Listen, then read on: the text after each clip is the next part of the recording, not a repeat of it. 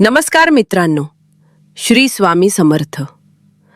मित्रांनो, आपल्या पत्नीच्या या 3 गोष्टी ह्या प्रत्येक पुरुषाने स्वतःचा पत्नीमध्ये पाहिल्या पाहिजेत. जर एखाद्या पुरुषाने आपल्या पत्नीच्या या 3 गोष्टी पाहिल्या तर त्याच्या घरात कधीही गरिबी येत नाही आणि देवी लक्ष्मी त्याच्या घरात नेहमीच वास करते आणि घरात शांती आणि आनंद पसरतो आणि घर आनंदाने भरलेले राहते. मित्रांनो, आजच्या व्हिडिओमध्ये आम्ही तुम्हाला सांगणार आहोत की स्त्रीच्या त्या 3 गोष्टी कोणत्या आहेत ज्या प्रत्येक पुरुषाने पाहिल्या पाहिजेत. भगवान श्रीकृष्णाने याबद्दल काय म्हटले आहे की त्या 3 गोष्टी कोणत्या आहेत ज्या विवाहित पुरुषाने स्वतःचा पत्नीचा पाहिल्या पाहिजेत. मित्रांनो, एकेकाली जेव्हा भगवान श्रीकृष्ण आपल्या सिंहासनावर बसले होते तेव्हा देवी सत्यभामा त्यांना भेटायला गेल्या. तेव्हा देवी सत्यभामाला पाहून भगवान श्रीकृष्ण म्हणाले, हे देवी, काय झाले आहे? आज अचानक तुम्ही येथे का आला आहात? तेव्हा देवी सत्यभामा म्हणाली, प्रभू, आज मी तुम्हाला एका प्रश्नाचे उत्तर विचारण्यासाठी आले आहे आणि तुम्ही मला माझ्या प्रश्नाचे उत्तर देऊन मला संतुष्ट करावे अशी माझी इच्छा आहे. तेव्हा भगवान श्रीकृष्ण हसत म्हणाले, हे देवी, तुमच्या मनात कोणताही प्रश्न असो, मला कसलाही संकोच न करता विचारा, मी तुमच्या प्रश्नाचे उत्तर देईन. देवी सत्यभामा स्मित हास्य करून म्हणाली, प्रभू, माझा प्रश्न असा आहे की स्त्रीच्या त्या 3 गोष्टी कोणत्या आहेत ज्या प्रत्येक पुरुषाने आपल्या पत्नीमध्ये पाहिल्या पाहिजेत आणि ज्याला त्या दिसतात तो मनुष्य कधीही गरीब राहत नाही आणि देवी लक्ष्मी नेहमीच त्याच्या घरात राहते. मग भगवान श्रीकृष्ण म्हणाले, हे देवी, तू संपूर्ण मानव जातीच्या कल्याणासाठी खूप चांगला प्रश्न विचारला आहेस, पण मी तुला या प्रश्नाचे उत्तर एका कथेद्वारे देईन आणि प्रत्येकाने ही कथा ऐकावी अशी माझी इच्छा आहे. विवाहित जीवनात असलेल्या कोणत्याही पती पत्नींनी ही कथा ऐकलीच पाहिजे, कारण जो कोणी ही कथा शेवटपर्यंत पूर्ण लक्ष देऊन ऐकतो त्याच्या घरात कधीही संपत्तीची कमतरता नसते. मग देवी सत्यभामा म्हणाली, तुम्ही मला कथा सांगा प्रभू, मी पूर्ण लक्ष देऊन कथा ऐकेन आणि तुमची कथा संपेपर्यंत माझे मन विचलित होणार नाही.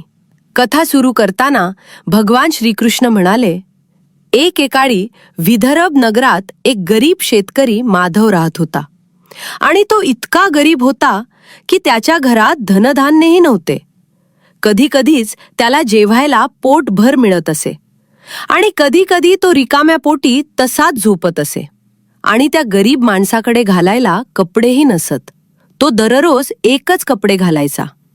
तो विवाहित होता आणि त्याची पत्नी दिसायला खूप सुंदर होती आणि तो तिच्यावर खूप प्रेम करायचा. पण त्याच्या पत्नीला तिच्या स्वतःचा सौंदर्याचा अभिमान होता आणि ती घरात तिला जे काही करायला आवडत तेच करत असे. ती तिच्या पतीचा एकही शब्द ऐकत नव्हतं, ज्यामुळे माधव नेहमीच ताणात असे आणि मग एके दिवशी त्याच्या आणि त्याच्या पत्नीमध्ये कोणत्या ना कोणत्या गोष्टीवरून मोठे भांडण व्हायचे आणि त्या दिवसापासून त्याच्या घरात दररोज भांडणे व्हायची. त्याच्या गरिबीला कमला कंटाळली होती. कमला मग एके दिवशी त्याला म्हणाली, तुझ्याकडे काहीही नाही ना, तुझ्याकडे खायला अन्न आहे ना घालायला कपडे. मला माहीत नाही की मी तुझ्यासारख्या भिकाऱ्याशी का लग्न केले. मला तुझ्याशी लग्न केल्याचा पश्चात्ताप आहे. मी खूप सुंदर आहे. मी श्रीमंत कुटुंबात लग्न करू शकले असते. हे माझे दुर्भाग्य होते की मी तुझ्याशी लग्न केले. मग त्याच्या पत्नीचे हे कठोर शब्द ऐकून माधव खूप दुःखी झाला आणि एकटा बसून तो विचार करू लागला, माझी पत्नी खरं बोलत आहे. माझ्याकडे काय आहे? माझ्याकडे खायला अन्न नाही ना घालायला चांगले कपडे आहेत आणि जरी मी काम केले तरी माझ्याकडे कोणतेच कौशल्य नाही. मग त्याला वाटले की मला राजाकडे काही काम मिळेल. मी दरबारात जातो आणि त्याचा सेवक बनतो. राजा मला फक्त खायला अन्नच नाही तर घालायला चांगले कपडेही देईल. अशी आशा बाळगून तो गरीब शेतकरी राजाच्या दरबारात जातो. राजा त्याला विचारतो, तू कोण आहेस आणि का आला आहेस? माधव उत्तर देतो, महाराज, मी एक गरीब शेतकरी आहे आणि मी तुमच्यासाठी काम करायला आलो आहे. महाराज, कृपया मला पहारेकरी म्हणून कामावर ठेवा. राजा उत्तर देतो, तुमची अवस्था पहा. तुम्ही इतके गरीब आहात की तुम्हाला येथे परवानगी द्यायला नको होती. तुम्हाला दारापासून दूर नेले पाहिजे होते. माझे पहारेकरी ही तुमच्यापेक्षा चांगले कपडे घालतात. मी तुम्हाला येथे कामावर ठेवू शकत नाही. येथून निघून जा. माधव घरी परततो आणि एकांतात शांतपणे बसतो. मग त्याच्या मनात एक विचार येतो, माझे नशीब एवढे खराब कसे? मी दिवसेंदिवस इतका गरीब का होत आहे? हे फक्त नगरातील प्रसिद्ध वशिष्ठ ऋषीच सांगू शकतात. हा विचार मनात ठेवून माधव वशिष्ठ ऋषींच्या आश्रमात जातो आणि वशिष्ठ ऋषींना त्यांच्या झोपडीत ध्यानस्थ बसलेले पाहतो. जेव्हा ऋषींनी डोळे उघडले तेव्हा त्यांना दिसले की त्यांच्यासमोर एक दुःखी व्यक्ती उभा आहे. मुनी वशिष्ठजींनी त्या गरीब शेतकऱ्याला विचारले, अरे मुला, तू कोण आहेस? तू इतका काळजीत का दिसत आहेस? शेतकरी म्हणाला, हे मुनिवर, मी तुम्हाला एका समस्येचे निराकरण विचारायला आलो आहे. मग मुनी वशिष्ठजी म्हणाले, तू कोणत्या समस्येवर उपाय विचारायला आला आहेस? मला कोणताही संकोच न करता विचार. मी तुझी समस्या नक्कीच सोडवीन. मग तो गरीब शेतकरी म्हणाला, हे मुनिवर, मी खूप गरीब आहे आणि माझ्याकडे खाण्यासाठी अन्न नाही आणि घालण्यासाठी कपडेही नाहीत. आणि माझ्या गरिबीमुळे माझी पत्नी नेहमीच माझ्याशी भांडते. मी दिवसभर खूप कष्ट करतो, तरीही मी फक्त थोडे पैसे कमवू शकतो, ज्यातून मी कसा तरी माझ्या कुटुंबाची काळजी घेतो. आणि कधीकधी मी अन्न खातो आणि कधीकधी मी रिकाम्या पोटी झोपतो. म्हणूनच हे मुनिवर, कृपया मला असा काही उपाय सांगा की ज्यामुळे मी खूप श्रीमंत होईन आणि माझी पत्नीही माझ्याशी भांडणार नाही. शेतकऱ्याकडून हे ऐकून मुनी वशिष्ठ म्हणाले, हे मुला, मी तुला 3 गोष्टी सांगणार आहे ज्या प्रत्येक पुरुषाने आपल्या पत्नीमध्ये पाहिल्या पाहिजेत. आणि जर कोणत्याही पुरुषाला आपल्या पत्नीमध्ये या 3 गोष्टी दिसल्या तर त्या व्यक्तीला श्रीमंत होण्यापासून कोणीही रोखू शकत नाही. मुनी वशिष्ठजींचे हे ऐकून शेतकरी खूप आनंदी झाला आणि म्हणाला, हे मुनिवर, कृपया मला लवकर सांगा की प्रत्येक पुरुषाने आपल्या पत्नीमध्ये कोणत्या 3 गोष्टी पाहिल्या पाहिजेत. मला त्या 3 गोष्टींबद्दल जाणून घेण्याची खूप उत्सुकता आहे. मग मुनी वशिष्ठजी म्हणाले, हे मुला, इतकी उत्सुकता योग्य नाही. पुरुषाने नेहमीच धीर धरला पाहिजे. तर मी तुला त्या 3 गोष्टी सांगतो ज्या प्रत्येक पुरुषाने आपल्या पत्नीमध्ये पाहिल्या पाहिजेत. पण त्या 3 गोष्टींबद्दल सांगण्यापूर्वी मी तुला एक अतिशय महत्त्वाची गोष्ट सांगू इच्छितो, जी ऐकल्यानंतर तुला त्या 3 गोष्टींबद्दल कळेल आणि तू खूप श्रीमंतही होशील.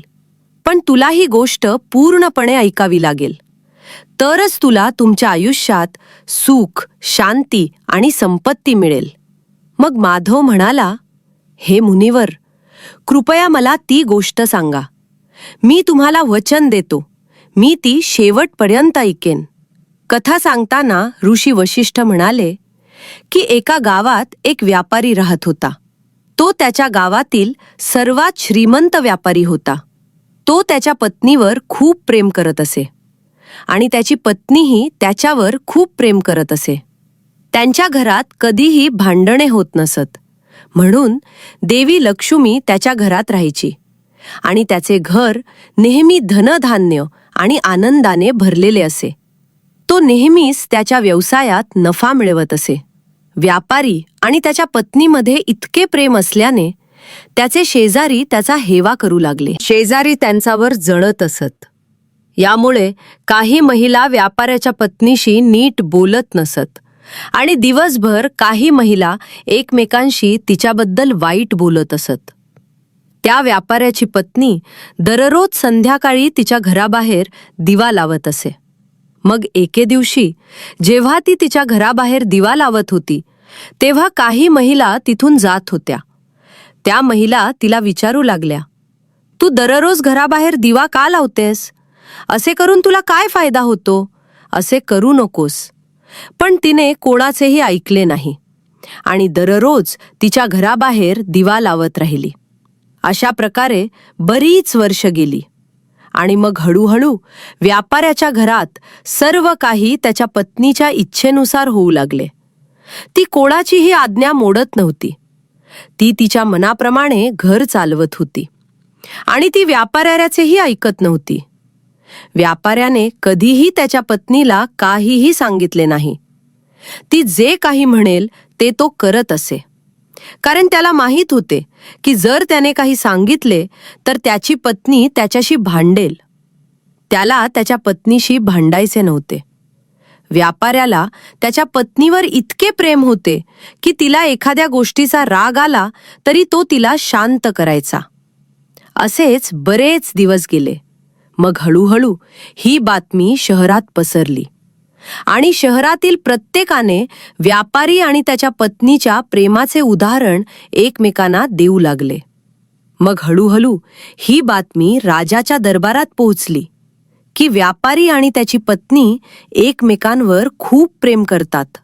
जेव्हा राजाला हे कळले तेव्हा त्याने आपल्या सैनिकांना बोलावले आणि त्यांना सांगितले की व्यापारी आणि त्याच्या पत्नीला मोठ्या आदराने राजवाड्यात आणा. तो त्या दोघांचाही सन्मान करू इच्छित होता. सैनिक व्यापाऱ्याच्या घरी गेले आणि म्हणाले, या राजानं तुम्हा दोघांना त्याच्या दरबारात बोलावले आहे. व्यापारी आणि त्याची पत्नी आल्यावर राजानं त्यांचे मोठ्या प्रेमानं आणि आदरातिथ्यानं स्वागत केले. त्यानंतर त्यानं त्यांना थोडे पैसे दिले, ज्यामुळे व्यापारी आणि त्याची पत्नी आनंदित झाली आणि ते आनंदानं निघून गेले. त्यानंतर राजानं सर्व नगरवासियांना आपल्या दरबारात बोलावले आणि घोषणा केली, आज रात्री व्यापारी आणि त्याच्या पत्नीमधील अपार प्रेमामुळे प्रत्येकानं आपल्या घराबाहेर दिवा लावावा, ज्यामुळे त्यांचे प्रेम आणखी दृढ होईल. हे ऐकून सर्वांनी आपापल्या घरात दिवे लावले. परंतु इतर सर्वांच्या घरातील दिवे थोड्याच वेळात विझले. तथापि व्यापाऱ्याचा दिवा जळत राहिला. त्याचा प्रकाश दूरवर पसरला. राजानं विचार केला, मी बाहेर जाऊन पाहिला पाहिजे की कोणी कोणी त्यांच्या घरात दिवे लावले आहेत. असा विचार करून तो घराबाहेर पडला आणि पाहिले की त्या नगरातील कोणत्याही घरात दिवा जळत नाही. परंतु त्या व्यापाऱ्याच्या घरात लावलेला दिवा अजूनही जळत आहे. राणी तिथे आली तेव्हा राजा त्याच्या घराकडे पाहत होता. राजा आपल्या राणीला म्हणाला, हे बघ, कोणाच्याही घरात दिवा जळत नाहीये. सर्वांच्या घरातील दिवे विझले आहेत, पण त्या व्यापाऱ्याच्या घरातील दिवा अजूनही जळत आहे. यावरून स्पष्ट होते की व्यापारी आणि त्याची पत्नी एकमेकांवर खूप प्रेम करतात. त्यांच्यातील या अफाट प्रेमामुळेच त्यांच्या घरातील दिवा अजूनही जळत आहे. पण राणी राजाशी सहमत नाही आणि राजाला म्हणते, महाराज, मला वाटत नाही की त्यांच्यातील प्रेमामुळे हा दिवा इतका काळ जळत आहे. इतके दिवस दिवा जळण्यामागे दुसरे काही कारण असेल. मला वाटते की ते एकमेकांवर फार प्रेम करत नाहीत, तर ते समाजासमोर फक्त ढोंग करत आहेत. पत्नीकडून हे ऐकून राजा म्हणाला, ठीक आहे, तेही प्रकरण आहे. आपण व्यापारी आणि त्याच्या पत्नीची परीक्षा घेऊ, ज्यामुळे ते एकमेकांवर प्रेम करतात की फक्त ढोंग करत आहेत हे पूर्णपणे स्पष्ट होईल. राणी म्हणते, ठीक आहे, प्रथम आपण व्यापाऱ्याची परीक्षा घेऊया की तो त्याच्या पत्नीवर किती प्रेम करतो. मग राणी सैनिकांना बोलावते आणि त्यांना व्यापाऱ्याच्या घरी जाऊन सांगते की राणी त्याच्यावर खूप प्रेम करते आणि जर त्याने त्याच्या पत्नीला मारले तर ती त्याच्याशी लग्न करेल, राजाला मारून टाकेल आणि त्याला राजा बनवेल. मग सैनिक व्यापाऱ्याच्या घरी जातात आणि त्याला सांगतात, राणीने मला पाठवले आहे आणि ती तुझ्यावर खूप प्रेम करते आणि जर तू तुझ्या पत्नीला मारले तर ती तुझ्याशी लग्न करेल, व्यापारी म्हणतो, नाही, मी ते करू शकत नाही. मी माझ्या पत्नीवर खूप प्रेम करतो. जा आणि तुझ्या राणीला सांग की मी तिच्या लोभाला बळी पडणार नाही. ती मला पाहिजे तितके पैसे देऊ शकते, पण मी माझ्या पत्नीला मारू शकत नाही. हे ऐकून सैनिक राजवाड्यात जातात आणि व्यापाऱ्यानं सांगितलेल्या सर्व गोष्टी राणीला सांगतात. सैनिकांकडून हे ऐकून राजा राणीला म्हणाला, तुम्ही पाहिले आहे की व्यापारी आपल्या पत्नीवर किती प्रेम करतो. आता तुम्हाला खात्री पटली आहे की ते दोघेही एकमेकांवर खूप प्रेम करतात. राणीनं उत्तर दिले, महाराज, आम्ही फक्त व्यापाऱ्याची परीक्षा घेतली आहे. त्याच्या पत्नीची परीक्षा घ्यायची आहे. राजा म्हणाला, ठीक आहे, आता मी त्याच्या पत्नीची परीक्षा घेईन. मग राजानं सैनिकांना व्यापाऱ्याच्या घरी जाऊन त्याच्या पत्नीला सांगण्यास सांगितले की त्याचा राजा तिच्यावर खूप प्रेम करतो आणि जर तिनं तिच्या पतीला मारले तर तो तिच्याशी लग्न करेल आणि तिला राणी बनवेल. तो राणीला तुरुंगात टाकेल. मग सैनिक व्यापाऱ्याच्या घरी गेले आणि त्याच्या पत्नीला सांगितले, राजानं आम्हाला पाठवले आहे आणि तो तिच्यावर खूप प्रेम करतो आणि त्यांना म्हटले आहे की जर तुम्ही तुमच्या पतीला मारले तर तो तिच्याशी लग्न करेल आणि राणी बनवेल. सैनिकांकडून हे ऐकून त्याची पत्नी म्हणाली, ठीक आहे, जा आणि राजाला सांग की मी माझ्या पतीला मारीन. मग सैनिकांनी विचारले, पण राजाला कसे कळेल की तुम्ही तुमच्या पतीला मारले आहे? व्यापाऱ्याच्या पत्नीने सांगितले, मी दररोज पेटवलेल्या संध्याकाळच्या दिव्यानंतर लगेचच माझ्या पतीला मारून टाकीन आणि संध्याकाळचा दिवा विझवून राजाला इशारा करेन. जेव्हा दिवा विझतो तेव्हा तुम्ही समजून घ्या की मी माझ्या पतीला मारले आहे. व्यापाऱ्याच्या पत्नीकडून हे ऐकून सैनिक आश्चर्यचकित होतात आणि राजाच्या दरबारात येतात. मग ते राजाला म्हणतात, महाराज, व्यापाऱ्याची पत्नी तिच्या पतीला मारण्यास तयार आहे. तिने म्हटले आहे, संध्याकाळचा दिवा लावल्यानंतर लगेचच मी माझ्या पतीला मारीन. जेव्हा माझा पती मरेल तेव्हा मी दिवा विझवीन, जेणेकरून महाराजांना कळेल की मी माझ्या पतीला मारले आहे. सैनिकांकडून हे ऐकून राजा आश्चर्यचकित झाला. राणी राजाला म्हणाली, तुम्ही पाहिले का? मी तुम्हाला आधीच सांगितले होते की ते फक्त सार्वजनिक ठिकाणी नाटक करत आहेत आणि ते एकमेकांवर इतके प्रेम करत नाहीत. मग राजाने सैनिकांना सांगितले की लवकर जा आणि तिला तिच्या पतीला मारण्यापासून रोखा. तिला सांगा, महाराज तुमची परीक्षा घेत होते, खरोखर असे काहीही करू नका. सैनिक लगेच तिच्या घरी गेले आणि त्यांना दिसले की तिने दिवसाच तिच्या पतीची हत्या केली आहे. तेव्हा ते सैनिक खूप रागावतात आणि तिला म्हणतात की तू आम्हाला सांगितले होतेस की तू संध्याकाळी तुझ्या पतीला मारशील, पण आता तू त्याला का मारलेस? मग व्यापाऱ्याची पत्नी म्हणाली की मी माझ्या पतीला खूप आधी मारायला हवे होते. मला खूप आधी त्याला मारायचे होते, पण मला योग्य संधी मिळत नव्हती आणि आज मला योग्य संधी मिळाली म्हणून मी माझ्या पतीला मारले. आता तुम्ही सर्वजण जा आणि तुमच्या राजासाहेबांना सांगा की मी माझ्या पतीला मारले आहे. आता त्याने माझ्याशी लग्न करावे आणि मला त्याची राणी बनवा. सैनिक म्हणाले की तुमच्यासोबत खूप वाईट घडले आहे. तुम्ही तुमच्या पतीला लोभाने मारले, पण आमचे राजासाहेब तुमच्यावर प्रेम करत नाहीत, तर ते तुमच्या दोघांमध्ये किती प्रेम आहे हे जाणून घेण्यासाठी तुमची परीक्षा घेत होते, ज्यामध्ये तुमचा पती उत्तीर्ण झाला, पण तुम्ही अयशस्वी झालात आणि आता तुमच्याकडे काहीही उरले नाही, ना घर ना घाट. मग कथा पुढे सांगत भगवान श्रीकृष्ण देवी सत्यभामाला म्हणतात, हे देवी, आता मी तुम्हाला सांगतो की त्या 3 गोष्टी कोणत्या आहेत ज्या प्रत्येक पुरुषाने आपल्या पत्नीसाठी लक्षात ठेवाव्यात. ऐका. तुम्ही तुमच्या पत्नीकडे पहिले लक्ष दिले पाहिजे. की ती कुठे राहते, कुठे जाते, कोणाला भेटते आणि कोणाशी बोलत असते.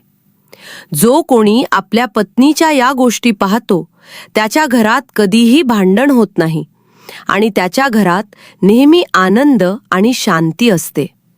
आणि दुसरी गोष्ट, प्रत्येक पुरुषाने आपल्या पत्नीकडे पाहिली पाहिजे, म्हणजे त्याची पत्नी कशी बोलते, ती प्रेमाने बोलते की नाही आणि ती तिच्या पतीचे ऐकते की नाही.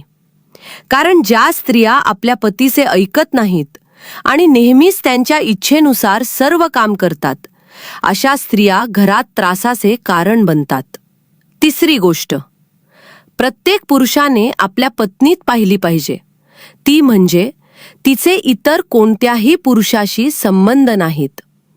कारण ज्या स्त्रिया लग्नानंतरही इतर पुरुषांशी संबंध ठेवतात, अशा स्त्रिया आयुष्यात कधीच आनंदी नसतात आणि पती असला तरी त्यांचे जीवन नेहमीच दुःखाने भरलेले असते. म्हणूनच हे देवी, प्रत्येक स्त्रीने नवऱ्याला समर्पित जीवन जगले पाहिजे आणि इतर पुरुषांशी संबंध ठेवू नयेत. समर्पित पत्नीने घराला स्वर्गात रूपांतरित केले पाहिजे. समर्पित जीवन जगणाऱ्या महिलांना कधीही संपत्तीची कमतरता नसते आणि देवी लक्ष्मी त्यांच्या घरात नेहमीच वास करते. मित्रांनो, तुम्हाला ही कथा कशी वाटली ते आम्हाला कमेंटमध्ये कळवा. जय श्री कृष्ण. राधे राधे म्हणा.